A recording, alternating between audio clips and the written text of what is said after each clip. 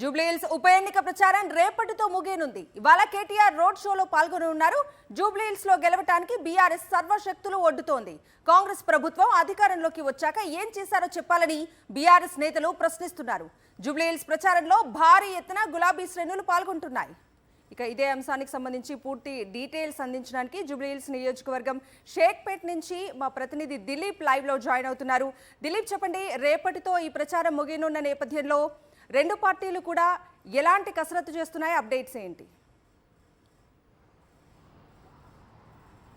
Yes కవిత, so రేపు సాయంత్రం 5 గంటలకు జూబ్లీహిల్స్ ఉప ఎన్నికకు సంబంధించి ప్రచారం ముగియనుంది. సో అంటే ఎలక్షన్ కోడ్ వచ్చినప్పటి నుంచి కూడా అన్ని పార్టీలు కూడా జూబ్లీహిల్స్ పైన ఫోకస్ పెట్టాయి.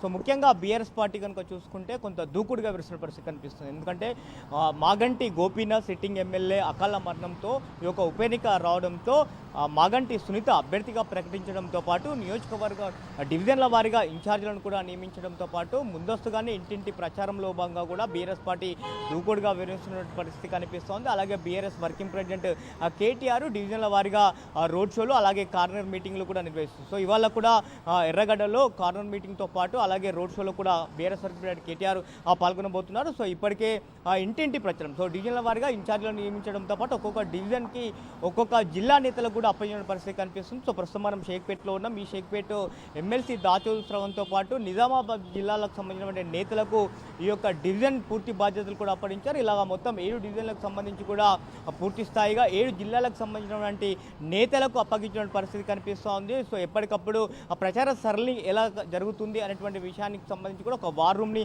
ఏర్పాటు చేశారు. ఈ వార్ రూమ్కి బీఆర్ఎస్ వర్కింగ్ ప్రెసిడెంట్ కేటీఆర్తో పాటు హరీష్ రావు, అలాగే ఆ తలసాని శ్రీనివాస్ యాదవ్, పద్మారావు గౌడ్తో పాటు మహమ్మద్ అలీ, సో వీళ్ళు ఇన్ఛార్జిగా ఉన్నారు. సో ముఖ్యంగా జూబ్లీహిల్స్ నియోజకవర్గంలో మైనార్టీ ఓట్లు ప్రధానంగా ఉన్నటువంటి నేపథ్యంలో కూడా ఇటు మైనార్టీ ఓట్లపైన కీలకంగా దృష్టి పెట్టింది.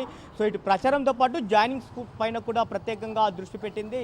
సో ఎంఐఎం పార్టీతో పాటు బీజేపీ పార్టీకి సంబంధించినటువంటి స్థానిక నేతలను చేర్చుకోవడంలో బీఆర్ఎస్ పార్టీ సక్సెస్ అయిందని చెప్పుకోవచ్చు. అలాగే ప్రధానంగా ఈ ఉప ఎన్నికలకు సంబంధించి కూడా కాంగ్రెస్ ప్రభుత్వం అధికారంలోకి వస్తే ఏ హామీలు నెరవేర్చుతామంటూ ప్రకటనలు చేసిందో హామీలు నెరవేర్చకపోవడంతో పాటు అలాగే ప్రభుత్వ వైఫల్యాలే బీఆర్ఎస్ పార్టీ అభ్యర్థిని గెలిపిస్తున్నటువంటి ధీమాలో బీఆర్ఎస్ పార్టీ ఉన్నటువంటి పరిస్థితి కనిపిస్తోంది. సో రాష్ట్రంలో ఎక్కడ కూడా ప్రభుత్వం ఇచ్చినటువంటి హామీలు నెరవేర్చడంలో విఫలమైంది. కాబట్టి జూబ్లీహిల్స్ ఉప ఎన్నికలు బీఆర్ఎస్ పార్టీని గెలిపిస్తే ఖచ్చితంగా రాష్ట్రంలో అన్ని నియోజకవర్గాల్లో ప్రభుత్వ పథకాలు అమలవుతాయి అనేటువంటిది కూడా ఇటు బీఆర్ఎస్ చెప్తున్నమాట. సో గతంలో కూడా బీఆర్ఎస్ పార్టీ అధికారంలో ఉన్నప్పుడు గ్రేటర్లో చేసినటువంటి అభివృద్ధి సంక్షేమ పథకాలే బీఆర్ఎస్ పార్టీకి అధికంగా సీట్లు తెచ్చిపెట్టాయి. కాబట్టి సో ఖచ్చితంగా జూబ్లీహిల్స్ ఉప ఎన్నికల్లో కూడా బీఆర్ఎస్ పార్టీ గెలుస్తుంది అనేటువంటి ధీమాన్ని వ్యక్తం చేస్తుంది. సో రేపు సాయంత్రం 5 గంటలకు ప్రచారం ముగిస్తున్నటువంటి నేపథ్యంలో రేపు మొత్తం జూబ్లీహిల్స్ నియోజకవర్గంలో 407 బూతులు ఉన్నాయి. కాబట్టి సో